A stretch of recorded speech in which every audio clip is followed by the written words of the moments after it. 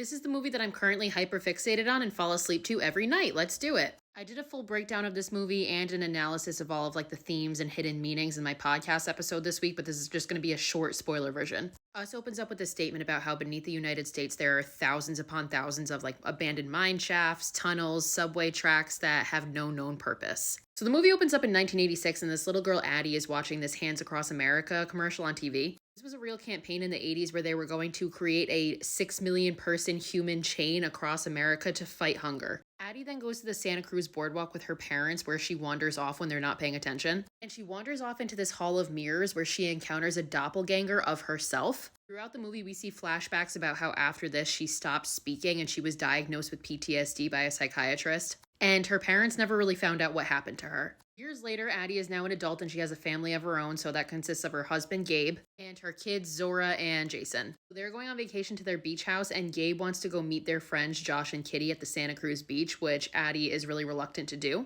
which we know is because she obviously got lost there as a kid and there's some type of trauma behind that. But ultimately, he convinces Addie to go, and they go and meet their friends, Josh and Kitty, as well as Josh and Kitty's twin daughters. Jason wanders off to go to the bathroom, and on his way back, he sees this man in this red jumpsuit and this trench coat standing with his arms outstretched, and there's blood dripping from one of his hands. Now, this man looks eerily similar to a guy that they just passed being put in an ambulance on a stretcher. That man was holding a cardboard sign that said Jeremiah 11:11, which is the same exact sign that Addie saw somebody with on this beach when she was a kid. So Addie panics thinking that Jason's gone missing, and eventually she finds him and they all decide to go back home. Addie is clearly really uneasy and she ends up telling Gabe about the experience that she had as a kid when she wandered off. She explains how she saw this other girl in there and it wasn't a reflection, she was a real person. And all the weird things that have been happening lately make her feel like this girl is getting closer to her. And then of course the lights go out and Jason comes in and says there's a family in our driveway. And turns out there is absolutely a family in their fucking driveway. They see this family of four standing out in their driveway and they try to call the police and Gabe tries to reason with them, but ultimately they end up breaking in. And when they sit the Wilsons down to confront them, the Wilsons realize it's them, but they have different names. So Addie's doppelganger goes by Red,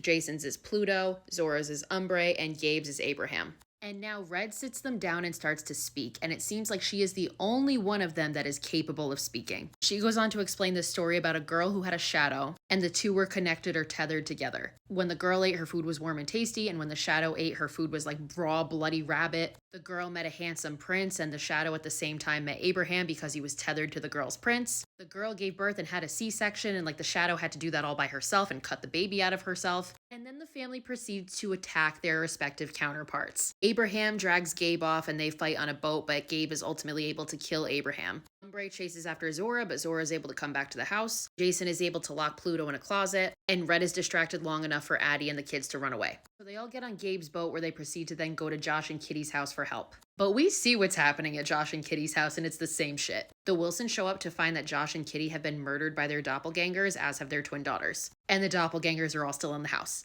The doppelgangers grab Addie and drag her inside. Josh's doppelganger comes out and attacks Gabe, but Gabe ultimately is able to kill him. And then Zora kills both of the twins' doppelgangers. And as the Kitty doppelganger is attacking Zora, Jason comes up behind her and kills her. So now the four of them turn on the news, and it turns out that this is happening everywhere. So there's news footage and people saying that these people came from the sewers and they're just attacking everybody, and they're all wearing red jumpsuits. And we also see in one video that these people are creating a human chain and standing hand in hand. Exactly like Hands Across America. So the four of them end up getting into Josh and Kitty's car and leaving. As they're leaving though, Umbre is in front of the car and Zora hits her and kills her. They're driving when they come across their own car lit on fire. And Jason's doppelganger Pluto is standing in front of it. And now Jason realizes that it's a trap and makes them all get out of the car. He realized earlier that Pluto mimics his action, so he raises his arms up and starts backing up, but Pluto backing up makes him back up into the fire and he dies. And while the rest of them are distracted by that, Jason is picked up and taken away by Red. So Addie chases Red to the House of Mirrors where she encountered her years ago when they were kids. And as she's going there, she sees the human chain going across the beach. So Addie finds a trap door and follows Red underground where she finds these tunnels that are covered in all these rabbits. And she finds Red in a classroom.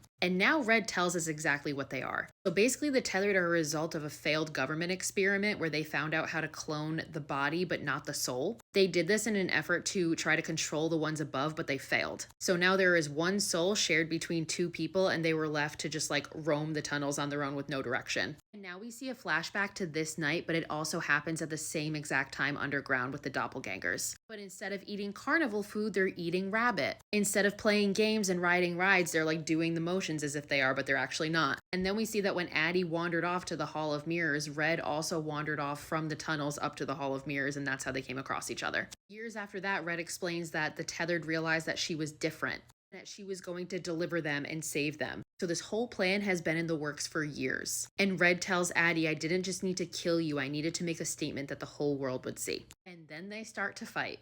Addie attempts to stab Red with a fire poker, but just keeps like swinging and missing. But ultimately, Red tries to sneak up behind Addie, and Addie turns around and impales her and kills her. Well, she doesn't kill her there. As she's dying, she then takes the handcuffs that she has on and strangles her to death. And then she finds Jason hiding, and they all return up and reunite with Zora and Gabe. So they get in an ambulance and they drive away, and this is where the plot twist comes in. Because Addie has a flashback to that night, and we see what really happened. When Addie came across her doppelganger strangled her, knocked her unconscious, and then dragged her underground. She then handcuffed her to a bed, stole her Thriller shirt, and returned upstairs to then take Addie's place. That's why she couldn't speak, because she never learned how. And that's why Red is the only person that can speak, because she's actually human and is not supposed to be there. So Addie is the real villain of the story and caused this whole mess. And she is a Tethered who stole the real Addie's life. So they drive away as Jason looks at her suspiciously. I think that he knows. The final shot is the camera zooming out as we see the chain still fully intact.